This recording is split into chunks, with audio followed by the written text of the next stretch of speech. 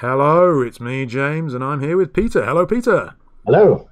And we are here for the 5th episode in our Dice Masters Chronicle series, in which we are tracking the major teams of the Dice Masters meta. Hot off the press, just yesterday, Peter, our very own Peter, came third in the Online Worlds tournament organised by Chris and Rob's Game Room with a Green Lantern team. And since we haven't done Green Lantern, we thought it was about time we redressed that omission. And so Peter has kindly agreed to join me to talk about his team. So, Peter, Green Lantern obviously is the star of the show. Tell us about, first we're going to talk about the development and how your team came together. Then we'll talk about your turn 3 theory. Then we'll talk about what you do about annoying meta pieces and maybe the mirror match. And then any changes that you'd make if you play the team again. So without further ado, Peter, tell us about the team.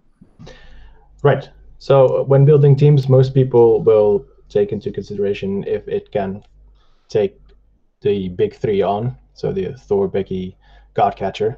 And while I also take that into consideration, my main concern is, will this annoy Ben?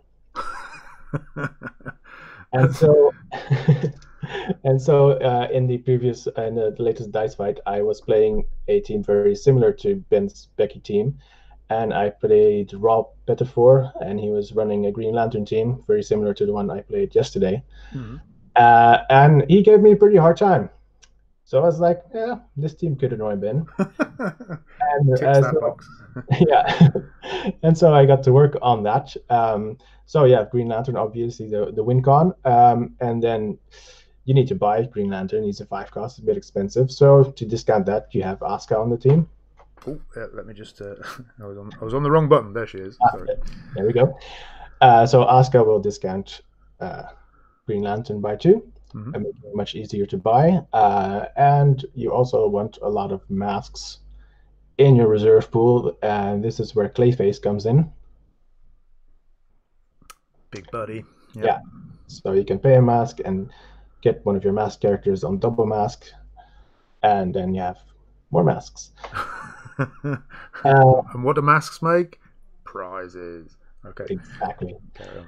And well, Green Lantern will trigger off of any Justice League character attacking, so I thought I'd add another one. I chose Plastic Man. Mm-hmm. Bit of an unorthodox choice, perhaps. Most people would run Zatanna because she's cheaper. Yeah. But Plastic Man does have a nice global, and he has a pretty good budget, which can be useful as well. And so the global says to pay 2 masks, and target character die can block an additional character die this turn. And where does this come in useful? With Poison Ivy. Also on the team. Nice. Because a lot of the time you'll be sitting on a lot of masks after having attacked with Green Lantern. And if you have Poison Ivy out in the field, and you can get 4 masks, you can force 2 of your opponent's things to attack and block them both with Poison Ivy and kill them both. Cunning. Yeah. Oh, yeah. And of course, he doesn't really cost 4, he costs 2 with Asuka, which is not so much more than Zatanna. Yeah, okay, cool. Yeah, just 1 more than Zatanna. And yeah. And I don't tend to load up on Justice League characters. But if I can, I will buy 2 Green Lanterns, of course. But sometimes you need to save that energy for other stuff. So then Plastic Man is cheaper. Okay.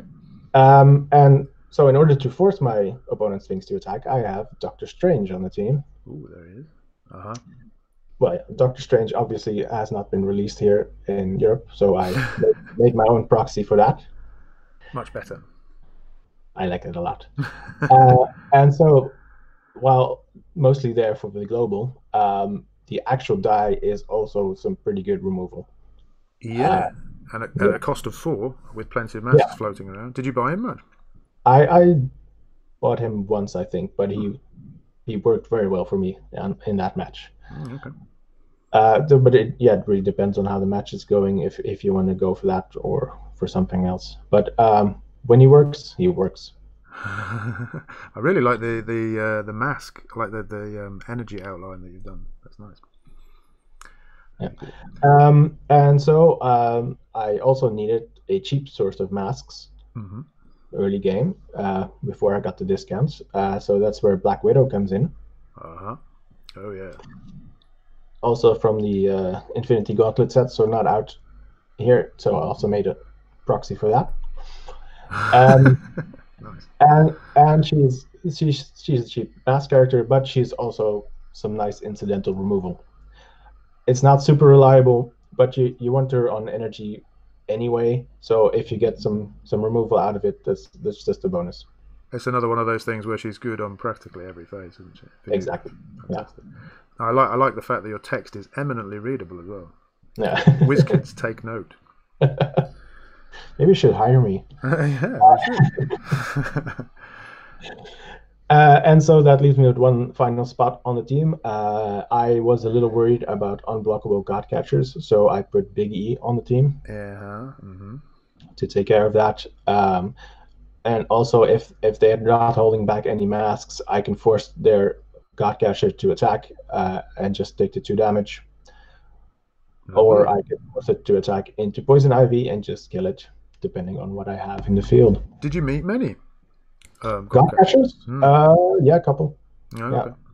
I confess that I was sort of AWOL yesterday, so I haven't really caught up yet.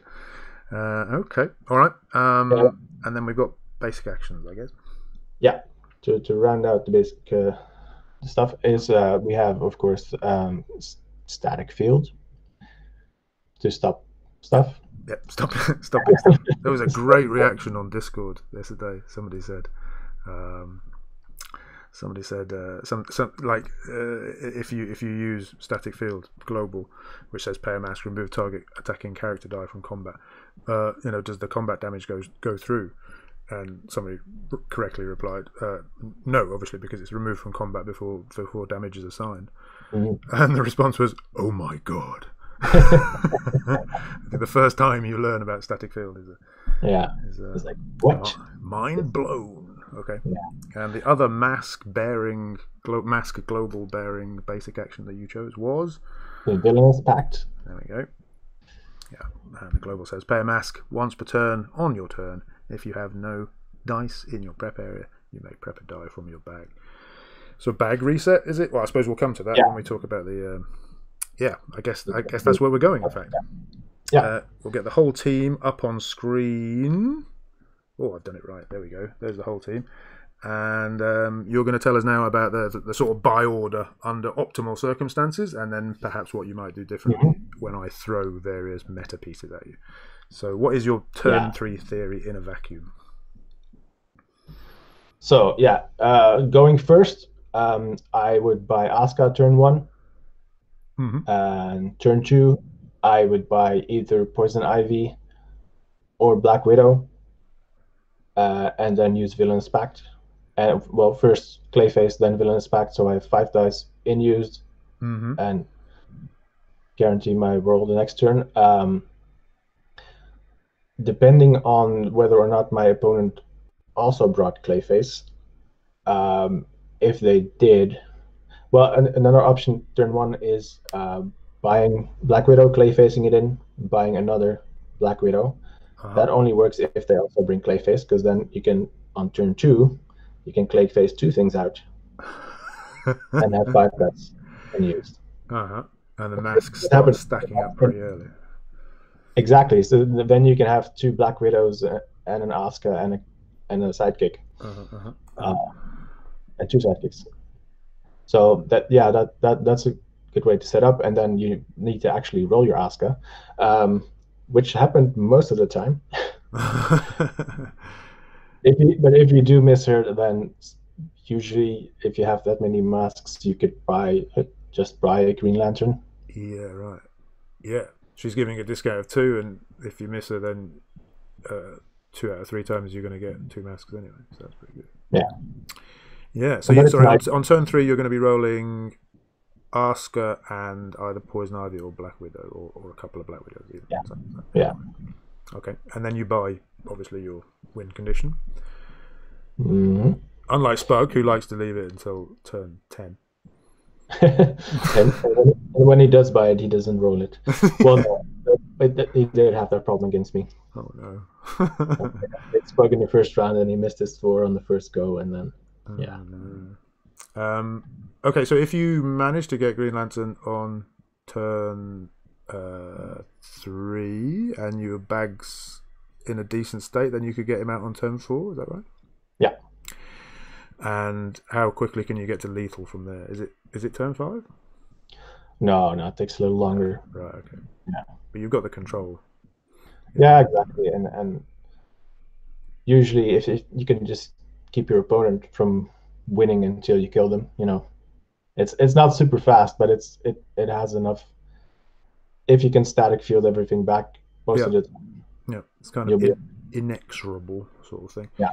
Okay, let's hit you with some control pieces, and you can tell me what you would do about them. It might be obvious, but it might not be obvious to everybody. So here we go. Becky, the winner, I suspect. Yes, she was the winner, right? Yeah. And she won the last one as well with Ben. So what do you do about her? Yeah, with Becky, it's a 50-50 shot of losing your characters. It's a risk you got to take. You could put the Angela on there to stop the one field effect, but just buying a 4-cost bolt that doesn't help me win is not something. If she was a mask, if it was Madame Mask, that would be a different story. That would be good, wouldn't it? Okay, yeah. So you just have to. That's the nature of when active, because you need to have. Well, actually, it's when attacks, but he certainly has to be active. Yeah, to stick around to do his stuff. So you run. So you just have to, sort of face it up and hope it works out. Right? And are you able to get back round to him quickly if he does go to use? Yeah. If you keep your back management in order, then that works. Yeah, that's how I did it most of the time. Just keep your bag managed, and then should you lose him, get him back as quickly as possible. Are there any circumstances under which you might use Becky's own global to prep another Green Lantern? Oh, sure. Yeah. That goes against Ben's what was it? Churn over buying more of the same piece. But then this team doesn't have a way of getting sidekicks and stuff out, does it? No, but also it doesn't hurt having 2 Green Lanterns in the field. No, that's true, because it's another. Yeah, okay, yeah, it's not completely useless, is it? Yeah, exactly. Because he's a mask Justice League. That's the point. I don't know if we didn't really say at the beginning, but Green Lantern. His text is way too small for me to read. But basically, he gifts the rare Lantern Ring ability, but only to Justice League characters, which means that. Well, maybe you're probably better explaining it than I am. So yeah, when you attack with the Justice League characters, they will deal damage equal to the number of energy symbols in your reserve that match their energy type. Right, and they must be that energy type, not question. Picture has to match, so to speak. And so if you have 2 Green Lanterns out and you attack with both of them, they will both deal the damage. Yes. So if you have, let's say, 2 Green Lanterns and a Plastic Man in the field, and a Poison Ivy, just for the sake of argument, and you have 2 masks in your reserve pool, how much damage will you do? That would be 6. There you go. So small test for you there. We probably should have said that at the beginning, but better late than never. Right? Okay. So Becky is a bit of a pain. But you did beat him and her. I did. Yeah. Is Ben the new Seth Rollins? Is that who she's married to? What's her husband's name? It's a wrestler. Yeah, one of them. Moving on. I'll be quiet now. Dogcatcher next. Yeah, so I had a fairly solid plan against Godcatchers. So Poison Ivy, main piece. They get their Godcatcher out. They attack with it. Well, or I forced them to attack. I just block with Poison Ivy. They lose their Godcatcher. I still have my Poison Ivy. If that didn't work, I had Big E. If they went for the unblockable Godcatchers, I would only take 2 damage from their Godcatchers. No big deal. And I had Static Field as well. So they would have to line up a lot of stuff to get damage through with Godcatchers. Yeah, I suppose the first one might be easy. Well, if it all goes according as a Godcatcher player, the first one might go through, all right. Yeah. Because you get a Godcatcher and maybe another Godcatcher and what's it called? If they go first, and Nefarious broadcast, so they get 10 through, and then the other 10 is increasingly difficult, probably. Yeah, if it's a turn 3 God Catcher thing, then I might be in some trouble. But if you get the 2 goal catches, that would be fun. But that doesn't come off all that often. Usually, it's a case of you get 1 through, and then you have to work a bit harder for the other one. And you've got enough stuff, I think, to make that. By the time the second one comes around, if you don't get it on turn 3, then you can get Big E out, presumably. And then he's kind of hard to remove, and and you're going to get bogged down. That's the thing with God Catcher. If it comes off super quick, it goes through, but it can easily get bogged down, as I know to my chagrin. And with Poison Ivy out and 4 masks in my reserve, I can kill 2 God Catchers on their turn. If trying to go wide, using the global and the force attack on Doctor Strange. Yeah, you nasty thing. Okay, good. That's how you do it. It was Nick's idea. Oh, he's at the root of at least 50% of nasty ideas, isn't he? Hello, Nick. Okay, let's move on to the next piece. I forget what it is, but there you go. Danny Moonstar. Also, it's like a sort of like a mini Becky in a sense, in that she rolls things out annoyingly. Yeah, Danny is a pain in the butt. My main strategy for dealing with Danny is forcing something else to attack as well. Uh-huh. That does require my opponent to have something else in the field. Right. When they didn't have that, I was in a spot of trouble. So they would force they would have a force block, presumably. Yeah, so combine it with book. They would force your Green Lantern to block Danny, and if it rolled to an energy, it would go to the use pile, and you'd be in the same position as if he'd been Beckied, right? I guess plus 2 damage, which is kind of that's annoying. So okay. So you would they would force block one of your characters. No, you would force one of your characters to block, and then you would force another one of their characters, if they had it, to attack, so that you could block the other one that isn't Danny, right? Gotcha. Exactly. Sorry, it's Sunday. I'm a bit slow. Yeah. Okay. No, so Danny Moonstar is a pain in the bum. What's the next one? Spider-Man, Public Menace, Rare Spidey from Infinity Gauntlet. Another pain. Talk about pain in the bum. Yes. Yeah. Spider-Man is a big problem for this team, because you want your stuff to stick around, and Spider-Man will get rid of them, and then they can just pull them back with your own static field or theirs. So I faced Spider-Man twice yesterday, and one time he was mostly annoying, and the second time he just completely wrecked my team. The first time I had an Asuka out and a Poison Ivy, and so my opponent had to choose which one to roll out, and he chose to roll out my Asuka, which allowed me to block with Poison Ivy and at least KO Spider-Man. But he kept rolling him back. But it still, I could work around that. But against Troy, I just had the one character every time that he would roll out, and then it would take forever to get everything set back up. Annoying. So, Spider-Man is so good. All of your control, I suppose, apart from Doctor Strange, is sort of soft control in that it knocks out. Yeah. Rather than like banning it or banishing it to use. And Black Widow, but if they roll it on level 2 or 3, you need a couple of Black Widows to get rid of it. It just doesn't work. Right.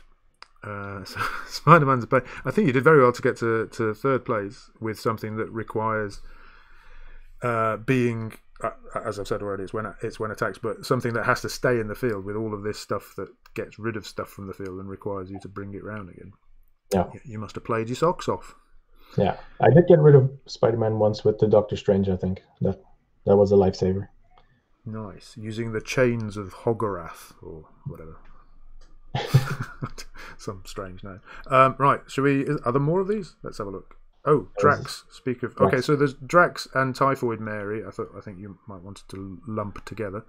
Yeah. I find that most people buy these pieces too late. Mm-hmm. If they buy them early, they will probably shut off my Asuka or my Green Lantern, or both, but leave me with a Poison Ivy, which would allow me to KO them and get back on track. Right. But it's the good thing about Poison Ivy is that you can KO stuff on their turn. Yeah. Right. Okay. And you've also got force attack, so you could just potentially let it through if they forget to keep a mask, which is of course what I would do. Especially with Typhoid Mary on level 1 and 2, those stats are awful. So you're fine with taking that damage. Yeah. Yeah. Okay. So a bit of a non-issue you found under the circumstances. Most of the time, it slows them down. Exactly, because they're steering away from their win con to stop me. Yeah. But I have all these masks already, so I just need waiting for my opportunity to use them. Right, it's not like with Nobby where Shriek and Rare Blob would contribute to the actual win con. Yeah. Drax and Typhoid Mary, they just do what they do, and they don't do anything else, do they? Or unless you have a bard. God, WizKids don't bring back bard. They've done a few funny things lately. There was a recent spoiler that might be useful with these control pieces. Oh yeah, spoilers. Go and watch Stephen's video, and then go and look at my collection on the website dmunited.eu. Were there any more counters, or are we coming now to your other? So I think we wanted to mention the mirror match, maybe, or was there something else? No, I think we've come to the mirror. Okay, so so you did have a couple, you said. Yeah, I played 2 mirror matches. It's mostly a case of rolls. Yeah. And also the good thing about the mirror match is that you get double Clayface. The bad thing about the mirror match is that they get double Clayface. I played against Jurdo in the quarterfinals, and he underestimated the power of Poison Ivy. As I think I would. If I'm honest. He's like, there's no use buying a Poison Ivy, because he had Poison Ivy mostly on the team because she doesn't take damage from attacking characters. I had her on there because she gets deadly when she's engaged with something that's not a villain. Right, gotcha. Because she would stop the overcrush damage on a Becky. Yeah. But then she also killed a Becky, and you don't want that. You want Becky to stick around most of the time. Right. Sure. So I wouldn't buy a Poison Ivy against Becky unless I was really desperate. You would lean on Duda. Oh no, there was one more card. Sorry, you would lean on Static Field against Becky, right? Yeah. Yes. Okay. I was just looking at my folder of pictures, and I think there is one more thing that we want to talk about. Okay, so the mirror match comes down to who rolls more masks more quickly, presumably. Yeah, a lot of the time. Yeah. Okay. There's one of the major meta teams that we have not mentioned. Peter, can you remember who it is? We did mention them right at the beginning, but not in the counter section. Sure. Yes. Oh, and Black Widow's there. They're all a bit messed up, the order. So you said the Black Widow is a bit of a non-counter. Because... Yeah, the Black Widow is because Green Lantern will deal his damage in larger portions, so having that reduced by 1 is not very effective. She's an issue against Iceman much more than she is against Green Lantern. She halves Iceman's damage, and she nullifies Turk Barrett's damage. Yeah. Okay, so she's a no, and then we have Thor. There we go. Yeah. Thor is very hard to deal with. The only thing you can do is force him to attack into Poison Ivy, KOing him at least. But it's tricky. Yeah. Did you meet many Thor teams? I only played 1 Thor team. Well, 2. Well, 1.5, I suppose. I played the Spug in the first round. Mm-hmm. He was playing Thor. He missed his Thor roll initially. That allowed me to kill him before he could kill me. Uh-huh. And then I played Ron as well. He was also running Thor mostly. and he also missed his Thor. That's the curse of 6 costs, isn't it? So yeah, but otherwise, yeah, Thor is definitely trouble for this team because there's really nothing you can do to stop that. Yeah, again, you don't have those sort of hard banning cards or. Exactly. Yeah.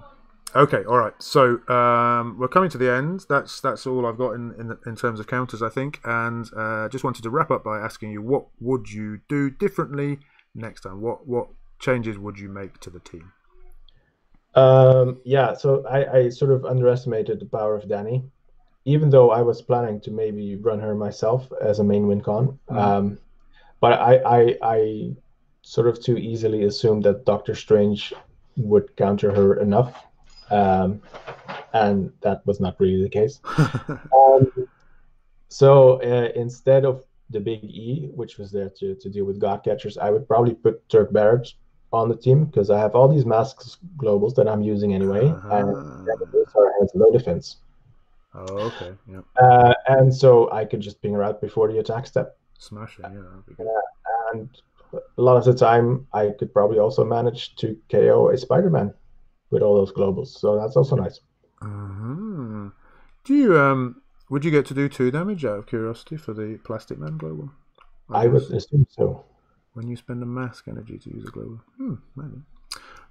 Okay. So Turk Barrett to get rid of annoying Spideys and Dannies. Exactly. And when you say Turk Barrett, I think Iceman. Absolutely. Right on schedule. Yes. Well, that's a classic combination, of course. And so you could consider dropping the extra Justice League Plastic Man and swap him out for the Iceman if you're going to run Turk Barrett, because then you have a whole extra win con. Yes, I do like that. I do like that global with Poison Ivy. That's a nice little trick. That is nice, but I didn't use it all that much. Right. Okay. And Iceman's certainly a threat. But it is another win con that probably suffers to the same, has the same problems that Green Lantern has. So it's not like so stick around. Completely different thing. Okay. Turk would give you a little more removal. That is true. Okay, Peter. Thank you very much indeed. I should say, actually, if you're interested in Iceman Turk Barrett, please go back and look at the first of these Chronicle videos, which I also did with Peter, where he talked about exactly that team that he won. What did you win with it? Something good. Dice XL. There you go. Yeah, the tournament I actually organised. Okay. So thank you very much indeed for talking to us, Peter, and thank you everybody at home for listening and watching. We hope you found it useful and educational. If you have any questions, please do let us know in the comments. And if you enjoyed this video and you'd like to see more of them, please don't forget to like and subscribe and even click the little bell icon. Is that what they're supposed to do? So that you get notifications when we release a new video. I think that's all for today. Thank you again, everyone. Take care and bye-bye. Bye-bye.